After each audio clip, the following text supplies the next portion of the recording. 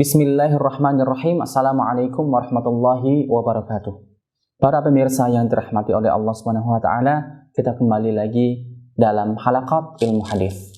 Sebelumnya kita sudah sedikit membahas tentang urutan hadis atau kualitas hadis dari segi kesahihan atau ketidaksahihannya.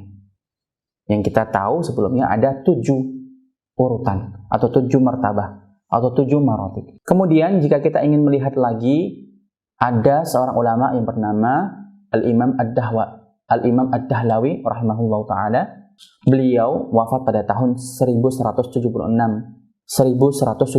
Hijriyah.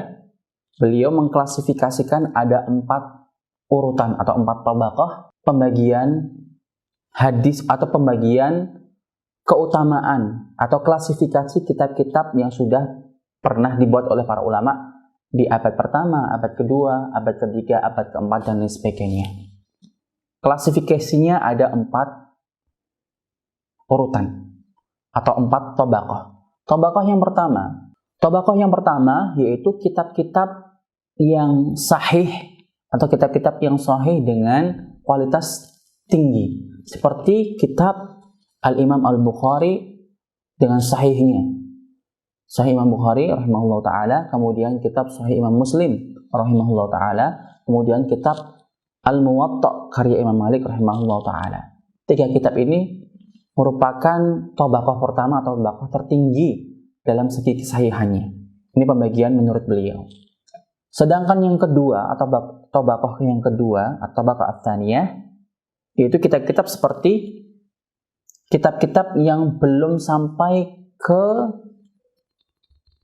kualitas Sahih Imam Bukhari atau Sahih Imam Muslim atau Muwatta Imam Malik. Seperti kitab apa? Seperti kitab Sunan Abi Dawud rahimahullah ta'ala, atau Sunan Imam Nasa'i, atau Sunan Al-Imam At-Tirmidzi. Kitab-kitab ini memang kitab-kitab yang masyhur. Pertama, perbedaannya adalah jika at-tabaqah al-ula atau tabaqah yang pertama, kitab-kitabnya khusus untuk sahih-sahih saja. At-tabaqah yang kedua yaitu kitab seperti Sunan Imam An-Nasa'i, Imam Abu Dawud, kemudian Sunan Imam At-Tirmidzi. Perbedaannya adalah mereka ini tidak mengkhususkan kitab-kitab sunan mereka dengan hadis sahih saja, tapi mencampur, ada yang sahih, ada yang hasan, dan juga ada yang dhaif.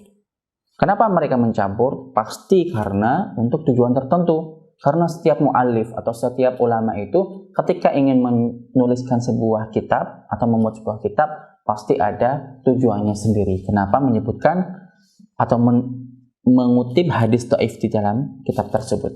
Maka tidak ada alasan bagi kita untuk membagi-bagi lagi.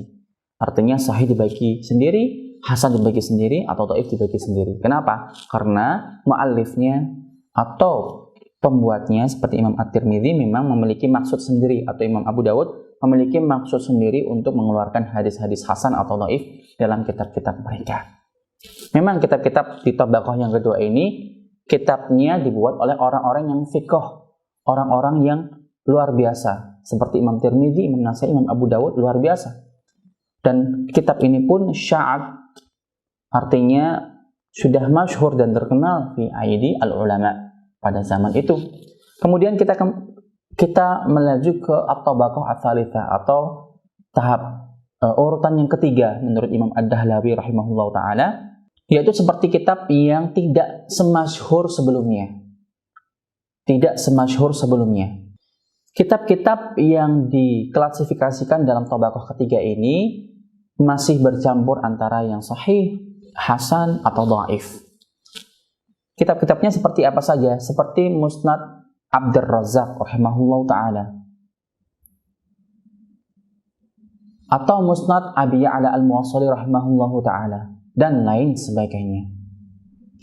Kemudian kita masuk ke klasifikasi at-tabaqah yang keempat atau yang terakhir, yaitu kitab-kitab yang dibuat oleh para muallifnya dengan tujuan tertentu. Tujuannya yaitu mereka ingin menuliskan beberapa hadis-hadis yang disampaikan oleh para wa'al atau hadis-hadis yang disampaikan oleh para pendakwah, para orang-orang yang suka mengutip hadis, namun orang-orang ini tidak mengetahui hal-hal atau perihal yang berkaitan dengan hadis dari segi kesahihannya, atau dari segi kehasannya, atau dari segi kedhaifannya. Artinya hadis-hadis yang masyhur yang sering dikutip oleh para penceramah. Nah, mereka ingin mengumpulkan hadis-hadis ini dalam sebuah kitab. Biasanya kitab ini itu berisi tentang hadis-hadis yang tidak terlalu diperhatikan oleh yang mengutipnya. Contohnya seperti apa? Seperti kitab Al-Mawdu'at karya Ibnul Jauzi rahimahullah ta'ala. Kitab yang dibuat oleh beliau, dikhususkan oleh beliau menuliskan hadis-hadis maudhu' saja atau hadis-hadis palsu saja. Meskipun kalau kita lihat dalam manhaj beliau atau metode beliau dalam mengutip hadis dalam kitabnya Al-Mawdu'at, mendapatkan kritik yang sangat banyak sekali. Kenapa? Salah satunya Imam Ibnul Jauzi rahimahullah ta'ala itu terlalu tasahul atau terlalu mudah untuk memberi label suatu hadis dengan maudhu'. Kemudian beliau masukkan ke dalam kitabnya Al-Mawdu'at. Padahal tidak demikian. Namun, apakah para ulama yang datang setelah beliau diam saja? Tidak. Para ulama seperti Imam Az-Zain Al-Iraqi rahimahullah ta'ala tentu mengkritik dan mengoreksi apa yang sudah dibuat oleh Imam Ibnul Jauzi, yaitu apa? Menghilangkan atau mengambil hadis-hadis yang tidak semestinya menjadi maudhu', kemudian dimasukkan ke dalam kitab Al-Mawdu'at, kemudian dikeluarkan lagi. Itu ijtihad ulama masing-masing. Demikian ada 4 tabaqat atau 4 urutan kitab-kitab yang dibuat oleh para ulama sesuai dengan klasifikasi oleh Imam Ad-Dahwalawi rahimahullahu ta'ala. Dan terima kasih. Wassalamualaikum warahmatullahi wabarakatuh.